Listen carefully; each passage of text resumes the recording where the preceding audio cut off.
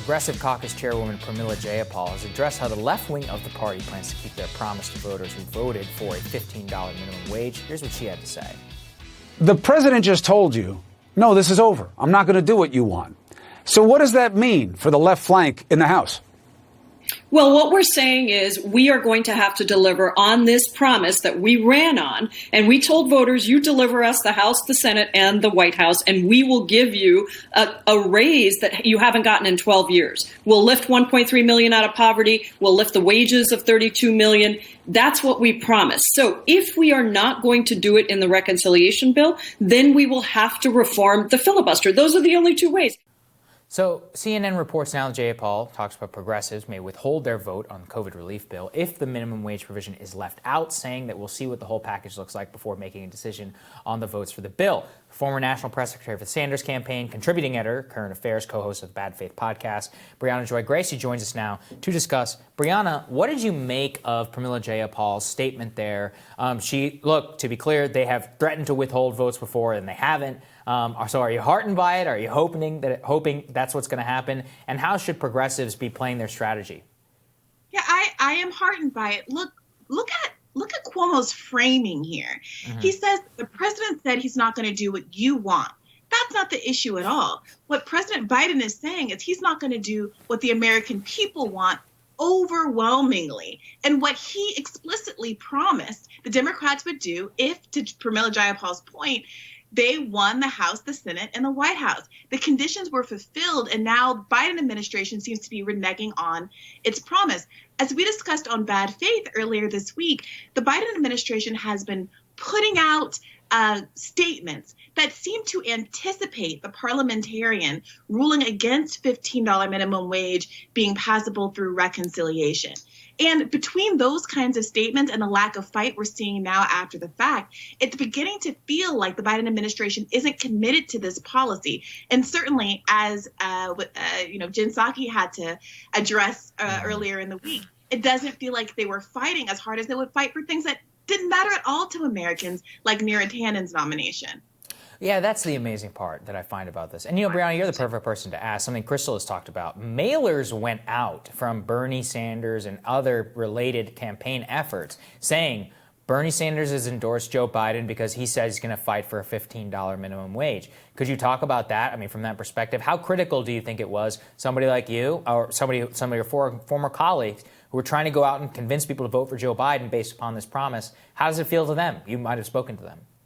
Yeah, I think that's a really good point. So much of politics is discussed in the realm of abstraction, but thousands of people went out in the middle of a pandemic or made calls directly talking to voters who were struggling in the middle of an economic crisis, the likes of which we haven't seen in 100 years. And they told voters, look, I know you have a lot on your plate right now. The stakes are enormously high, and you stand to benefit an enormous amount if you go ahead and pull the lever for a candidate who might not have been your first choice, might not have been your second choice, but who was committed to these fundamental Democratic Party ideals.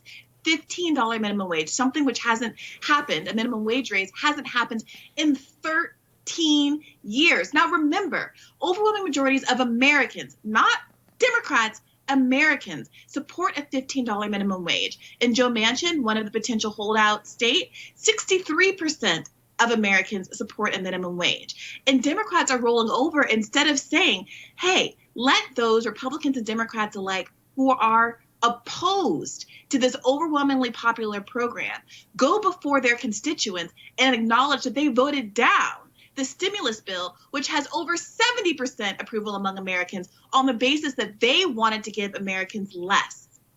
So, and again, on this point, so in terms of how they should fight, we've seen Joe Manchin and Kristen Sinema and others, basically say, we will not vote for X proposal. How come we haven't seen that from some? I mean, we've seen, I think I saw Elizabeth Warren and Bernie Sanders both say they disagree with the Senate parliamentarian, but they haven't said anything to the effect that they wouldn't vote for it. In fact, Senator Sanders came out and said that they're dropping their last-minute proposal because of political feasibility in order to get the bill through the Senate. I mean, what does that tell people who expect their politicians to fight for this? Yeah, it's enormously disappointing. Look, there has been some diversity of opinion in the House. We had Ro Khanna on the show earlier this week. He was very clear that he would not vote against the stimulus on the basis of the $15 minimum wage not being included. However, other progressives have been more flexible on this issue. Jamal Bowman has indicated that he's very frustrated that the House isn't fighting, House Democrats aren't fighting harder, rather. And you heard Pramila Jayapal indicate something similar. So, people like David Sirota, smart political reporters who have been on the Hill a long time, have pointed out that this is a situation where there is leverage because of narrow majorities in the House, the narrow Democratic majority in the House, in the same way as we saw last month or back in January with the Force the Vote campaign.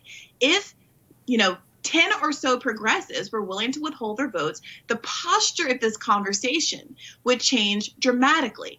If Republicans are willing to say they're not going to vote for this enormously popular stimulus bill because they think they're giving Americans who are struggling in an unprecedented way too much money, it's really damning when you look at Democrats who are unwilling to hold the line to give Americans more, the help they actually voted for and the help they actually need. Yeah, don't even get me started on that one, Briahna. Thank you for joining me. We really appreciate it. Of course. Next on Rising, national political reporter here at The Hill, Jonathan Easley, is going to join me to discuss the political future of some Trump former administration officials when Rising continues.